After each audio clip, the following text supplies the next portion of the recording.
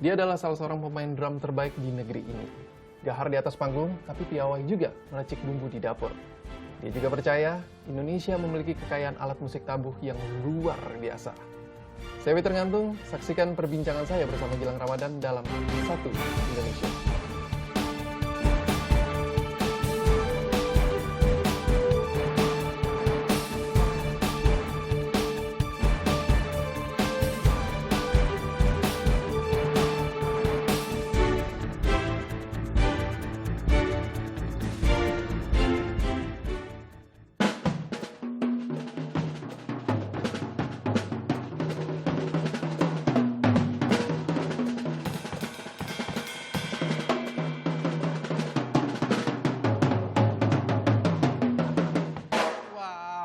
Ramadan. Asik. Itu pukulan ada style sendiri atau namanya apa gitu, Mas?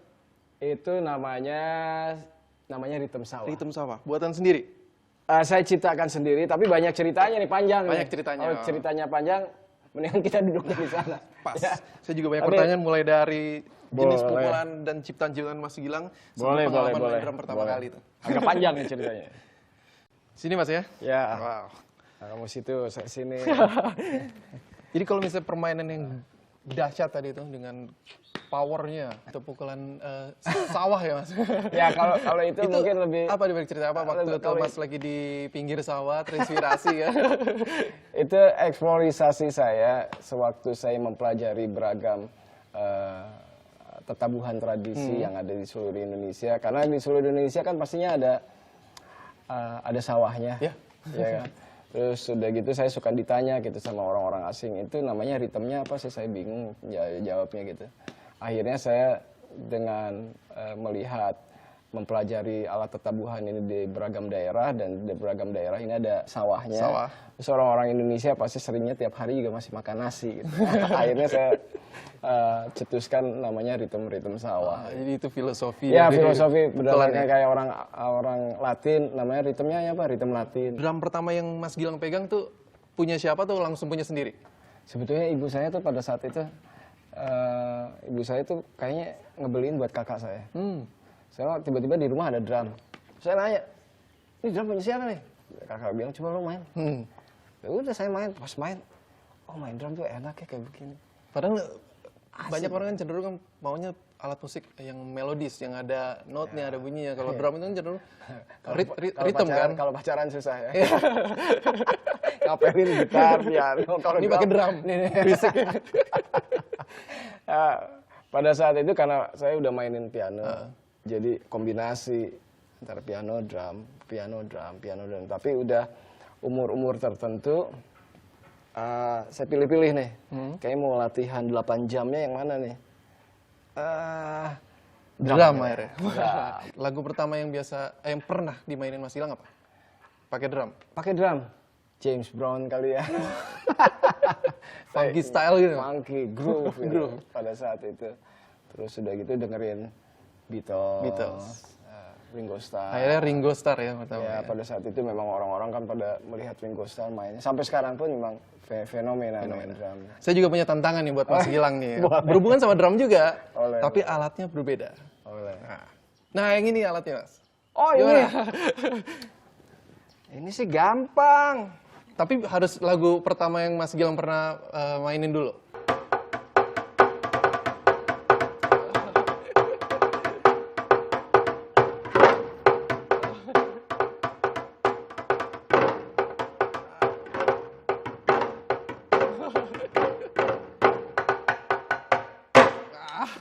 Sama-sama. Coba Mas, lagunya James Brown pakai galang, kita tes ya. Boleh. Sini bisa. Boleh.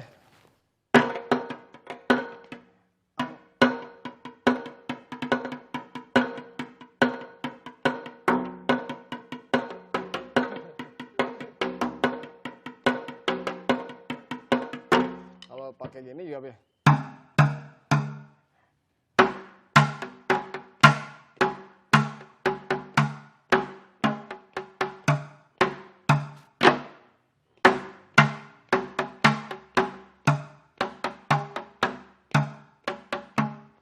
Wah. Ini Bisa. galon air aja kalau dimainin sama Mas Gilang keren ya. Saya tuh suka ngajarin tuh nggak ke anak-anak kecil, murid-murid saya kalau seandainya nggak punya drum, ya galon air nggak. Surprise juga hari ini dibawain kayak ginian. Kayak galon air seharusnya anak-anak tuh bisa kreatif. Nah kalau misalnya ngomongin kreatif nih, pada saat manggung, itu hal yang paling dahsyat yang pernah dilakukan sama Mas Gilang apa? Yang paling gila? Saya mencoba setiap saat gila. Termasuk ini ya Mas, selain main drum, kadang-kadang maju ke depan, terus break dance, nyanyi. Ada gitu saya sambil joget-joget gitu. Seperti apa Mas jogetnya tuh? Bisa diperagain nggak? Saya kalau joget hanya bisanya di panggung aja. Kalau joget tuh benar-benar kalau seandainya saya lagi di panggung gitu terus ketemu orang tradisi, joget-joget ya saya ikut-ikut aja joget-joget. Tarian tradisional juga ya. Tarian tradisional kayak anak-anak Indonesia kan sebetulnya kan kalau break dance kalau apa gitu agak klise ya. Tapi kalau joget tuh udah nigel tuh udah ada di jiwanya gitu. Tapi kalau saya suruh nari kayak orang-orang asing, orang kulit hitam gitu agak susah. Tapi kalau joget alat tradisional tetap bawa jiwa nasionalisme udah asli, udah keaslian itu ada di jiwa saya. Selain jago drum nih Mas, tapi ternyata jago juga di masalah di dapur nih Mas. Jago di dapur sih bisa. Kalau emergency. Kalau banget emergency bisa. Tapi pas nih Mas ini udah siang makan. Ini mau cicip juga nih masakan nih seorang Gilang Ramadan. Aku bikinin yang emergency. Iya, apa tuh? Nasi goreng. Nasi goreng mau? Boleh. Ayo.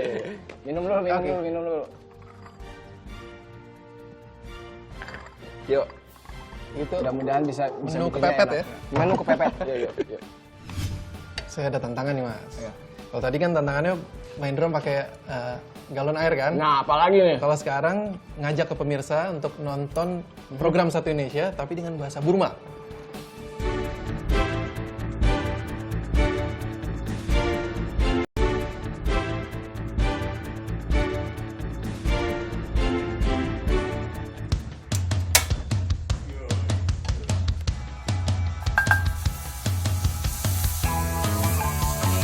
Bentar.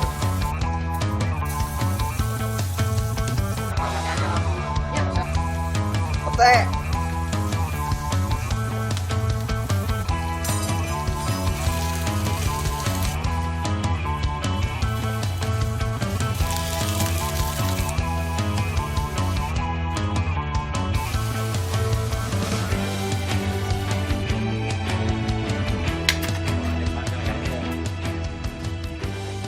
Ya, Wah, udah jadi. ini dia.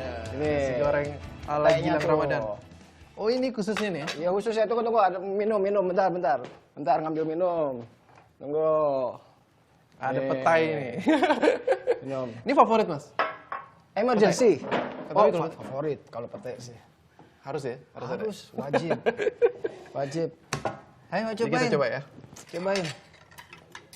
Awas nggak enak. Enak. Harus bilang enak. Ah. Ini resepnya dari siapa Mas? Ada dari Alamiah. Ibu. Alamiah? Sendiri nih Mas? Ya. Enak.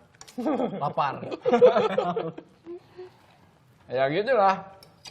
Kalau Jadi bikin ketukan, style pukulan sendiri, bikin resep makanan juga sendiri nih. aku ada yang bisa selain ini adalah bisa bikin spaghetti bisa dikit-dikit. Barat ada, tradisional ada. Yang gampang-gampang. Iya. Mandiri juga nih tandanya bisa masak sendiri kan? Ada yang paling gampang. Masak by phone. Masak baik.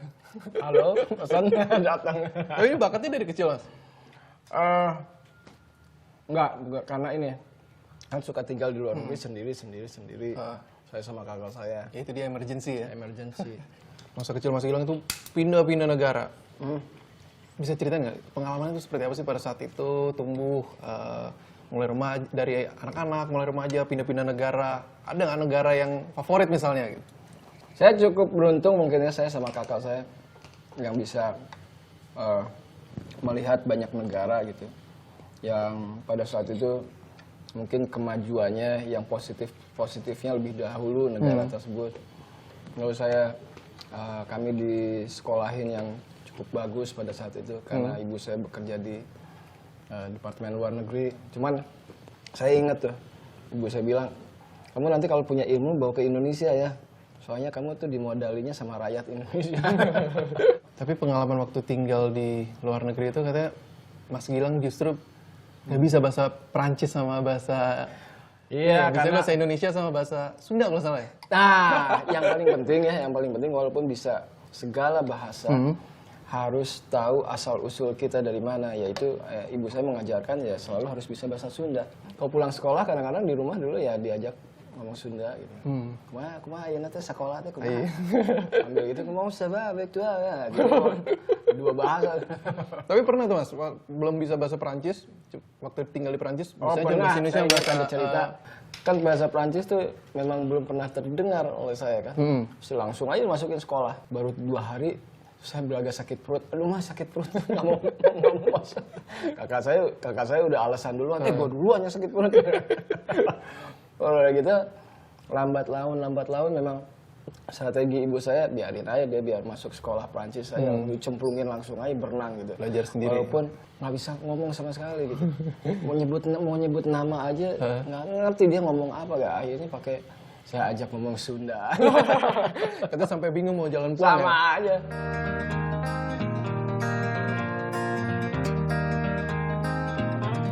Gilang itu orang yang terbuka, spontan, baik, ya, jujur ya. Suka nyenengin orang lain. Ya, kebanyakan musisi Sunda tuh seperti itu gitu. Gilang bukan makhluk yang romantis untuk gender lawannya, tetapi dia adalah laki-laki yang mau turun dalam urusan domestik di dalam rumah tangga. Dia tuh kadang-kadang meledak-ledak, emosional gitu. Ya itu kalau udah keluar itunya ya memang repot kita, ya nggak asik banget. Kalau bicara tentang hubungan dengan Mbak Shahnaz nih, itu gimana Mas bisa sampai jatuh cinta ke Mbak Shahnaz? Itu padahal hubungannya baru 1 minggu kenal kalau nggak salah, langsung dilamar loh seorang Gilang Ramadan. Kalau saya bilang jatuh cinta bohong dong ya. Iya. Tapi saya pada saat itu lebih percaya ini kayaknya jodoh saya nih. Gitu aja. Pada saat itu saya umur udah berapa? 37, 38. Kenalnya di mana akhirnya Mas? Telepon aja. Nasnya nanyain langsung, dapat nomor dari mana? Dari sepupu saya. Emang sepupu kamu siapa? Saya sebutin Tina. Udah, dia nelfon balik. Oh kamu tuh ini, iya. Udah, itu berjam-jam. Nah, pada saat dilamar sama Mas Gilang, jawabannya apa Mas? Langsung diterima atau pikir-pikir dulu? Dia jawabnya, hah? Iya, buat saya kalau enggak. Buat apa capek lah biasanya. Prosesnya akhirnya cepat Mas? Akhirnya mungkin karena kakak iparnya tahu, kenal, Kang, Ekli, saya tabrak aja ke rumahnya mereka. Ya udah habis dari situ menentukan tanggal. Langsung cepet ya? Nah Mas, dari saat menjalin hubungan suami istri dengan Mbak Shahnaz, itu saling menguatkannya seperti apa sih? Apalagi waktu itu Mbak Shahnaz sempat mengidap kanker ovarium ya? Saya tuh waktu itu ada yang mengutarakan Shahnaz tuh survivor cancer. Sementara ibu saya meninggalnya kanker. Jadi penyakit tersebut tuh nggak aneh buat saya, nggak menakutkan. Udah. Terus ada yang bilang, nanti lu kalau nggak punya anak gimana? Pada saat itu masih jawabannya masih, ya nggak apa-apa. Emang nggak boleh punya anak kayak gini. Ya memang ovariumnya cuma 1. Terus sudah gitu, ya mukjizat. Kita punya anak 3, semangat hidup. Nggak ada pacaran, tiap begitu sudah nikah ribut terus ini ya nggak kenal. Saya ada tantangan nih Mas. Ya. Kalau tadi kan tantangannya main drum pakai galon air kan? Nah apalagi nih? Kalau sekarang ngajak ke pemirsa untuk nonton program Satu Indonesia tapi dengan bahasa Burma. Bahasa Burma? Iya. Oh tahu. Gimana? Oke ya. Trong đó đường sang đà lơ đằng đơn gì lần Ramadan. Chúng ta đường sinh đà lơ đằng tôi xin nâng. Thì sang đà vâng đang chỉ tặng sư đằng. Tiếng quá là ninh đạt trở sang đường là đừng ba đằng sư. Itu bener nggak artinya mas? Jadi saya nggak ngerti jadi nggak ngerti. Saya aja nggak ngerti. Mas Gilang, Iya. saya ada tantangan lagi nih. Nyanyi sambil main drum. Lagu Selamat Tinggal yang sama Indra Lesmana itu. Ayo, siapa takut? Ayo Iya, berani.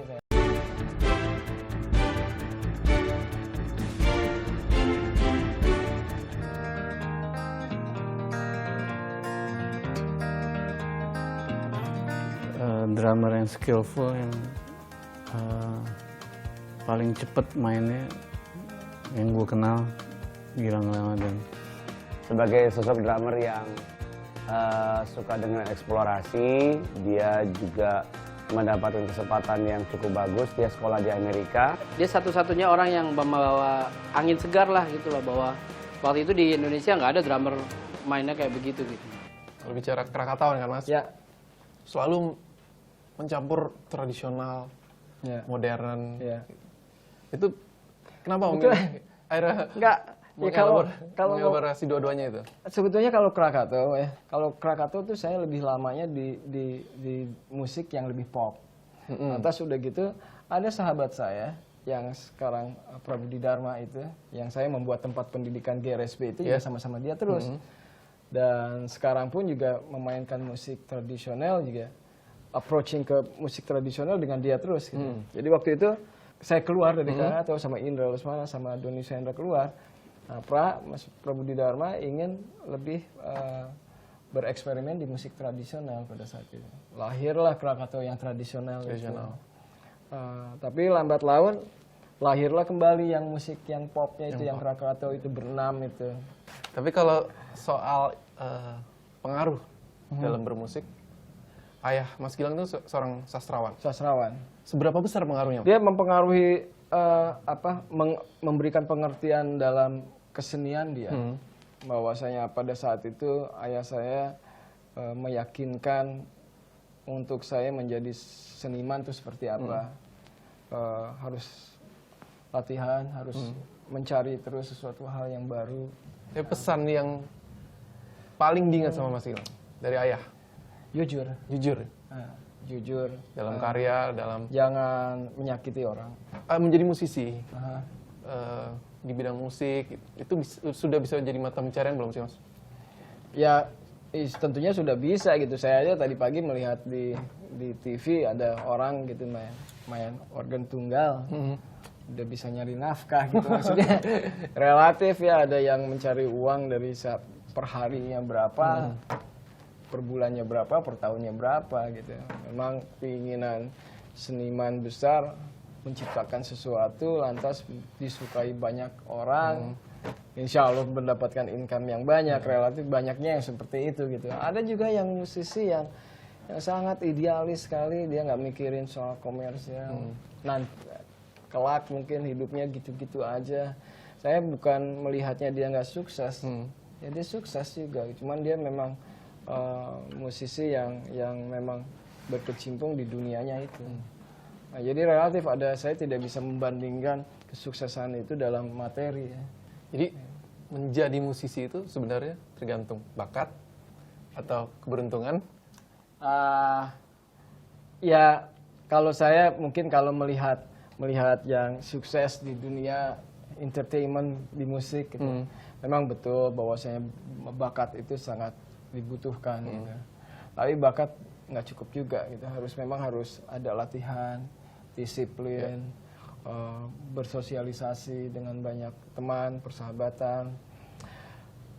Kalau bakat, saya berbakat, tapi nggak latihan ya nggak akan bisa juga gitu.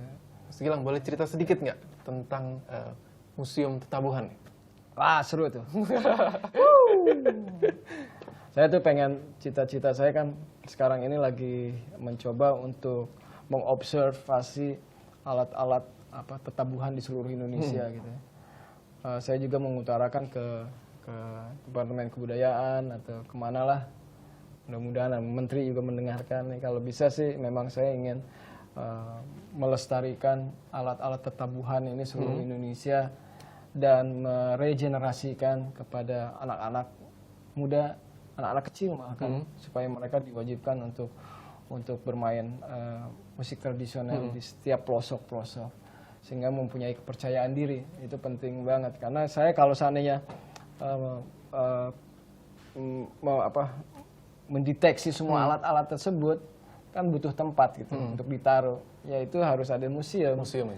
Museumnya sekarang ini mungkin saya udah mencetuskan gitu, kalau bisa ya di mana, di Bali, mungkin di Ubud. Terus ada pertanyaan, kenapa sih Mas Gilang Bali lagi, Ubud lagi. Ya Ubud memang karena turisnya udah banyak sekali dan banyak turis yang belum tahu gitu, Luwu di mana, ya, daerah-daerah terpencil-pencil belum tahu gitu. Cuman dengan tetabuhan ini mereka akan bertanya gitu, ini alatnya dari mana? Dari sana. Sejarahnya akan belajar juga. Akhirnya mereka mengenal daerah tersebut. Gitu. Mas Gilang, ya. Saya ada tantangan lagi nih, nyanyi sambil main drum. Lagu Selamat Tinggal yang sama Indra Lesmana itu. Ayo, siapa takut? Ayo berani saya. Jadi walaupun kita akan membawakan lagu Selamat Tinggal, bukan berarti kita akan berpisah. Karena Satu Indonesia akan selalu hadir setiap minggunya dengan tokoh-tokoh menginspirasi.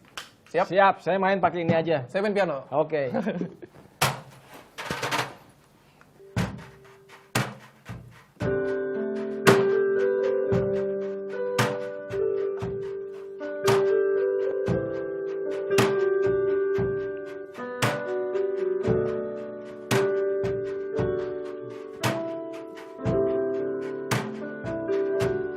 Segala tentang cinta membuat hati terlena, membawa kedamaian, menyejukkan dunia. Segala tentang sesat membuat hati kecewa, membawa air mata, meruntuhkan rasa di jiwa. Tak mudah untuk di hati, tak mudah untuk dihadapi saat harus mengucap selamat tinggal. Kadang ingin jauh berlari, bila diri bertemu realita. Tak mudah untuk di hati, tak mudah untuk dihadapi saat harus